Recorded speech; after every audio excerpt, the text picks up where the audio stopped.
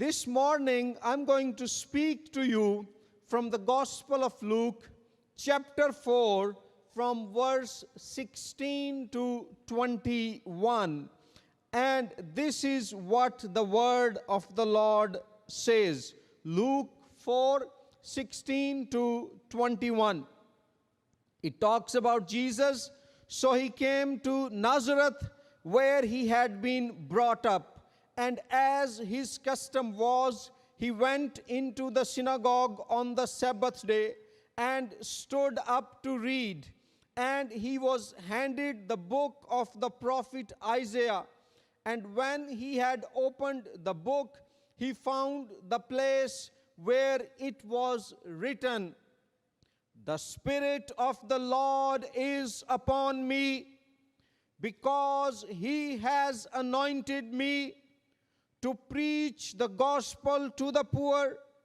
He has sent me to heal the brokenhearted, to proclaim liberty to the captives, and recovery of sight to the blind, to set at liberty those who are oppressed, to proclaim the acceptable year of the Lord." Then he closed the book and gave it back to the attendant and sat down. And the eyes of all who were in the synagogue were fixed on him. And he began to say to them, "Today this scripture is fulfilled in your hearing." And then in verse 28 it says, "So all those in the synagogue, when they heard these things, were filled with wrath, and rose up and thrust him out of the city, and they led him to the brow of the hill on which their city was built, that they might throw him down over the cliff. Then passing through the midst of them, he went his way." This is the word of the Lord. The title for today's sermon is Kingdom Mission of Jesus the Messiah. Kingdom Mission of Jesus the Messiah. Luke 4, 16 to 21. These verses describe the beginning of Jesus' ministry in his own hometown in Nazareth, in the province of Galilee. Before this text, we read the stories of Jesus' baptism and wilderness temptations when God prepares him for his ministry. And after this passage that I read just now, we find the stories of Jesus preaching and healing works when he is in full action in his ministry.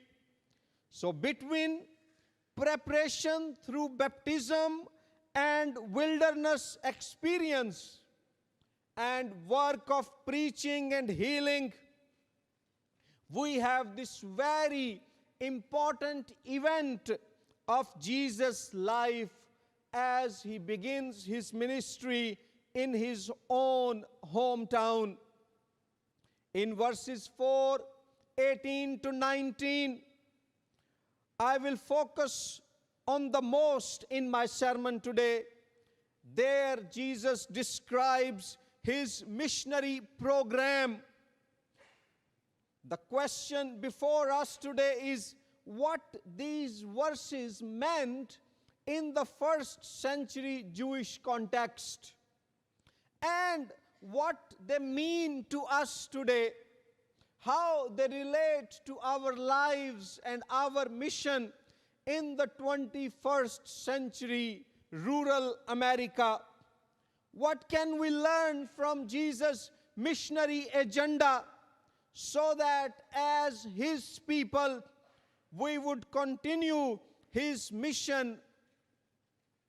And there are 3 points that I'm going to draw out from this passage. My first point is Jesus' kingdom mission requires anointing of the Holy Spirit. Jesus' kingdom mission requires anointing of the Holy Spirit.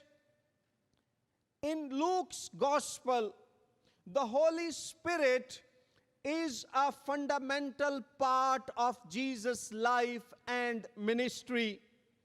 In chapter 1, Jesus is conceived by the Holy Spirit. His birth is the result of the Spirit's creative work.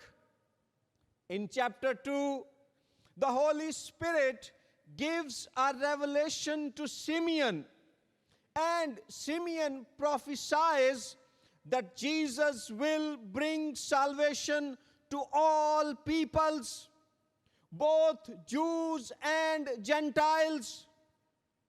In chapter 3, the Holy Spirit descends upon Jesus in bodily form like a dove, and a voice comes from heaven confirming that Jesus Christ is the divine Son. In chapter 4, verse 1 to 13, Jesus is filled with the Spirit and is led into wilderness, where he is tempted, but by the power of the Spirit, he wins over the devil and then returns to Nazareth, his own hometown in Galilee, in the power of the Spirit. Luke mentions the fullness and power of the Spirit when Jesus goes into wilderness and when he returns.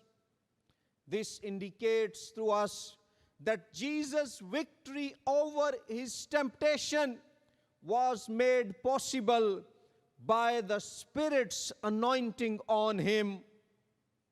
And when Jesus comes to his hometown in Luke 4:18 to 19, he declares that God has sent him with the anointing of the Holy Spirit. He claims that the Spirit of the Lord is upon him, and under the Spirit's anointing, Jesus declares 5 points which scholars say are Jesus' mission manifesto. They are Jesus' missionary agenda. Number 1, to proclaim good news to the poor. Number 2, to proclaim liberty to the captives. Number 3, to recover sight to the blind. Number 4, to set at liberty those who are oppressed. And number 5, to proclaim the year of the Lord's favor. This is Jesus' kingdom manifesto. As the Spirit-anointed King, it is the 5-point missionary program of his kingdom. And friends, these points are taken from Isaiah 61, verses 1 to 2, and Isaiah 58:6. These promises were originally given to the people of Israel when they were captives to the Babylonian Empire. In Jesus' day, another pagan empire had taken over the holy land of God's people, the Roman Empire. The Romans worshipped their Emperor Caesar as the Lord of Lords, the King of Kings, and the Savior of humanity. But here, Jesus declares himself as the King of Kings, as the Lord of Lords, and as the Savior of all humanity. And in this context, Jesus claims in Luke 4:18 to 19 that he is the awaited Savior and King. This is a challenge to the power of Roman Empire and also to the authority of devil and his demons. I will discuss Jesus' kingdom manifesto in my next point, but here it is important to mention that this kingdom mission that Jesus describes is performed in the power and anointing of the Holy Spirit.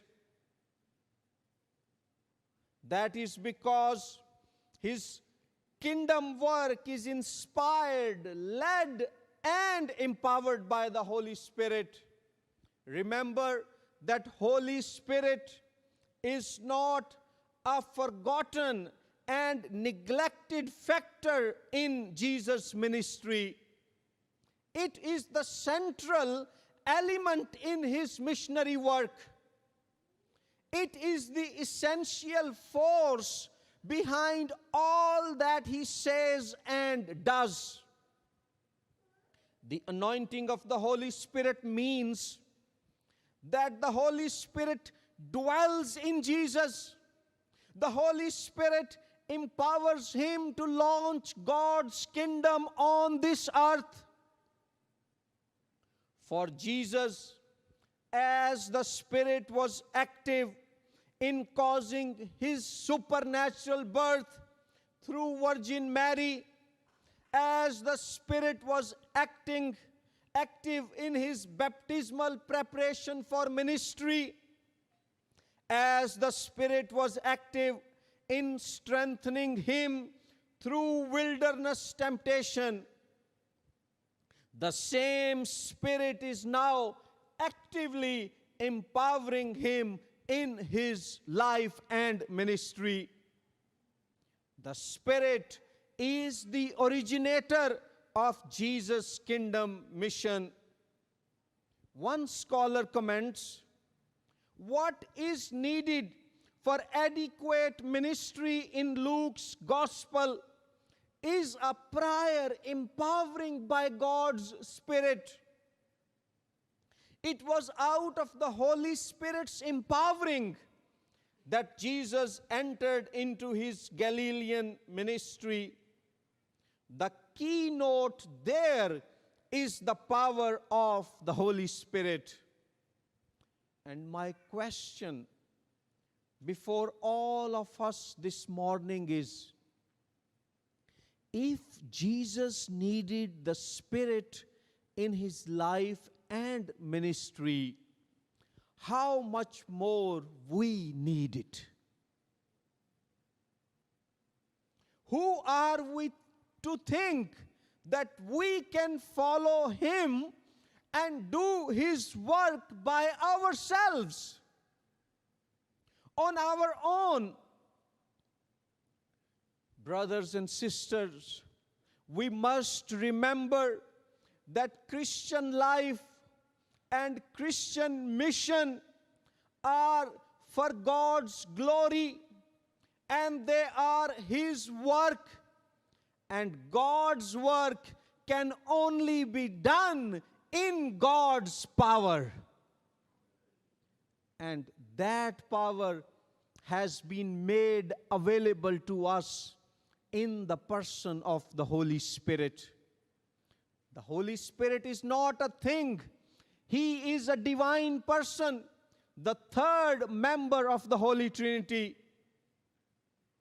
Sometimes we think we can do this work on our own because we have a good strategy to make the church grow, money to run mission projects, intellect to create impressive sermons, education to meet the job's requirements, rhetorical skills to inspire the audience, singing ability to make the congregation feel good, technology to stay relevant, and on and on. But friends, we may have all this, but if we do not have the power of God's Spirit in us, there would be no divine life in our Christian walk and ministry. We would be like the dry bones in Ezekiel 37 that needed a fresh breath of the Holy Spirit. We would be like the dead bones that needed the wind of the Spirit to blow over them. We need the fullness of the Holy Spirit if we are serious about living out a faithful Christian life and doing God's mission with dedication and seriousness. This is a BIC church, Anabaptist tradition. John Wesley was one of the forefathers of this movement. And he was somebody who every day earnestly sought the power of the Spirit. John Wesley was a man of the Word and the Spirit. And it was the Holy Spirit that would lead him to understand God's Word and empower him to preach the gospel all over England and all through the United States of America. And friends, we need that anointing. We need this fresh outpouring of the Spirit every day. We need to live in communion with this person called the Holy Spirit, who wants us to get to know Him and walk in step with Him. Whether you are at home, working in the kitchen, whether you are at school or college, or serving in the church, or at your workplace, let's seek to live in step with the Holy Spirit every day. Because the Spirit brings God's power to us, God's joy to us, assurance of salvation to us, and empowers us to face up to all of life's challenges. We had Pastor Ken Hapner in Pakistan twice, as he mentioned, and God blessed our people through his ministry of the Word. And you know what? We asked him to speak on the Holy Spirit. And through his Spirit-anointed sermon, God blessed our more than 200 pastors who are planting churches in that country of Pakistan. Students at our theological seminary were blessed. We have over 130 students from the deserts of Pakistan to the mountains of the country, living and studying in Lahore with us. This year, in the month of February, we graduated 47 young men and women who have now gone out to all over the country to tell the people of Pakistan that God loves them. Jesus Christ died for them, but He did not remain dead. By the power of the Holy Spirit, Jesus came back to life, ascended into heaven, and is now the ruler, king, and sovereign of the whole universe. And that Jesus wants to save them and be the King and the Lord of their lives. And how does that happen? Through the regenerative work of the Holy Spirit. Are you filled with the Holy Spirit today? Are you walking in step with the Spirit today?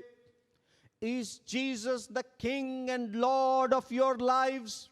Your thoughts, your dreams, your desires, and your ambitions.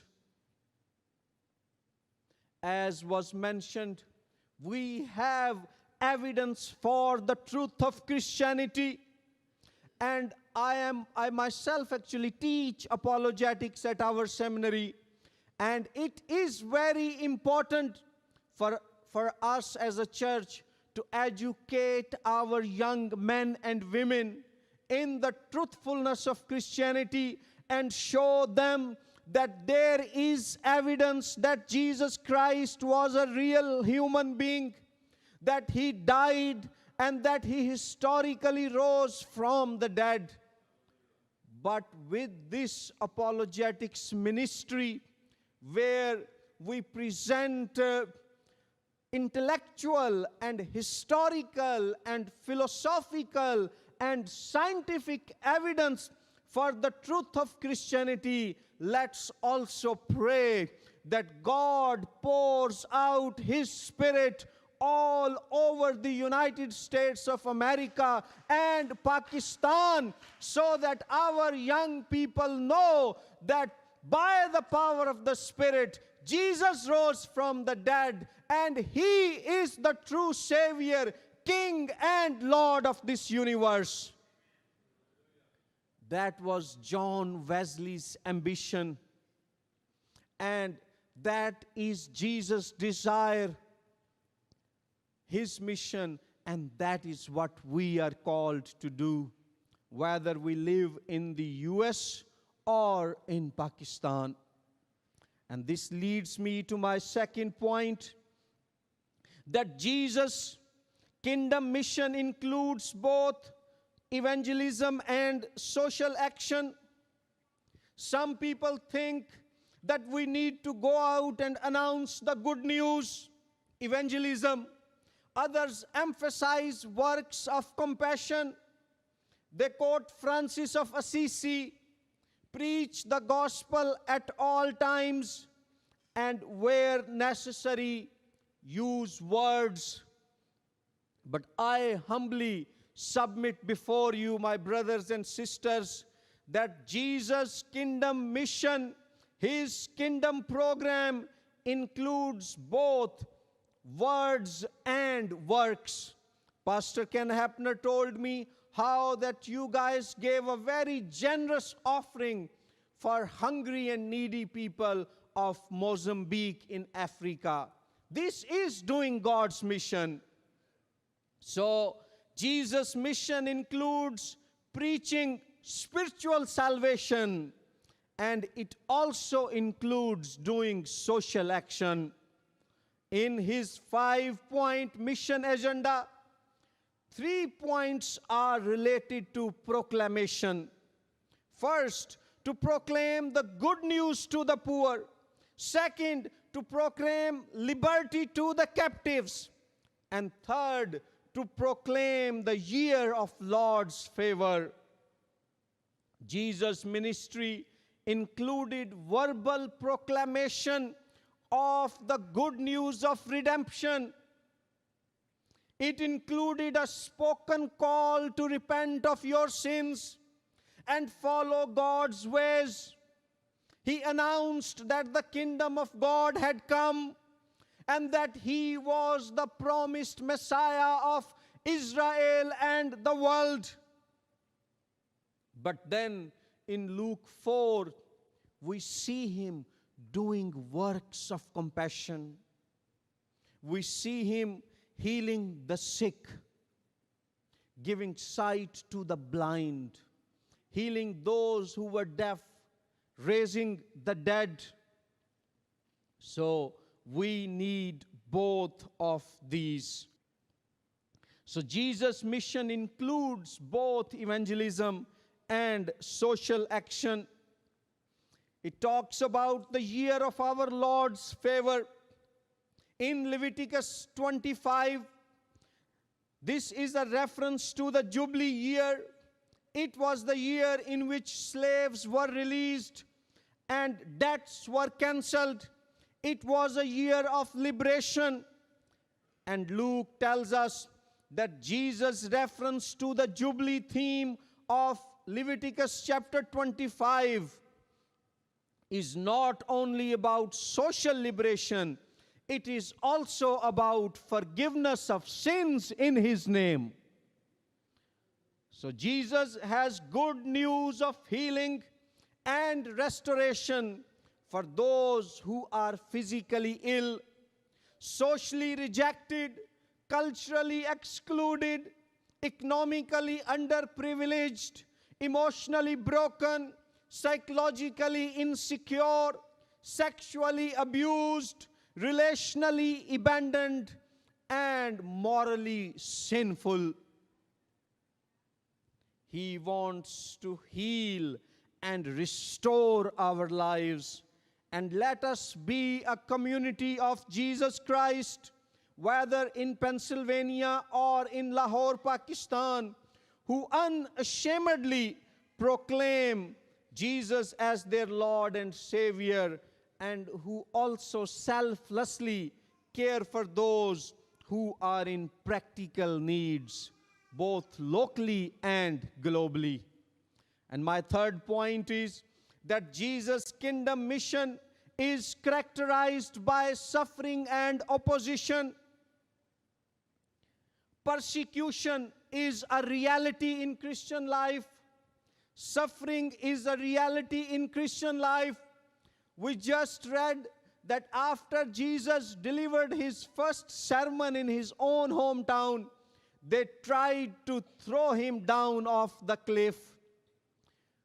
Remember that Jesus was the most perfect man who ever lived in this world, and He suffered the most horrific suffering somebody has ever faced. But here is the truth. God has not promised us to keep from suffering, but He has promised to be with us in the midst of the suffering. Jesus promised to be with us till the end of the ages. Saint Augustine said, God had one Son on earth without sin. God had one Son on earth without sin, but never one without suffering. So if any of you is going through any type of suffering, whether physical illness, whether opposition from somebody, whether psychological problems, whether the loss of a loved one, or some other situation that is a real difficulty for you, remember that Jesus has been through it all. When they took Him to crucify Him, His very close friends abandoned Him. But here is the good news. By the power of the Spirit, Jesus Christ overcame all of that. We as Christians are not Good Friday people. Yes, Good Friday is important, but after Good Friday, we have the Easter, the resurrection day of our Lord Jesus Christ. So you may be going through suffering in any form it could appear, but remember that in Jesus we have the living hope, because He Himself is the living Lord of the world. So let us remember today that as we follow Jesus and do His mission, whether in the US or in Pakistan or elsewhere, suffering and opposition are essential part of our reality. But in the midst of all this, His Spirit empowers us, anoints us, and strengthens us. I want to read this passage to you from John Wesley's personal diary, and you would realize how blessed actually and free we are in the US. This is what John Wesley says, and then I will finish. Sunday AM, May 5, preached in St. Anne's, was asked not to come back anymore. Sunday PM, May 5, preached in St. John's. Deacon said, "Get out and stay out." Sunday AM, May 12, preached in St. Jude's. Can't go back there either. Sunday AM, May 19, preached in St. somebody else. Deacons called special meeting and said, "I couldn't return." Sunday PM, May 19, preached on street, kicked off street. Sunday AM, May 26, preached in meadow, chased out of meadow as bull was turned loose during service. Sunday AM, June 2nd, preached out at the edge of town, kicked off the highway. Sunday PM, June 2nd, afternoon, preached in a pasture. 10,000 people came to hear me. So after suffering and opposition, there is victory because Jesus Christ is the victorious Lord. Let's pray. Father, thank you for Jesus, the Messiah. Thank you that His kingdom mission requires anointing of the Holy Spirit. Fill us with your Spirit.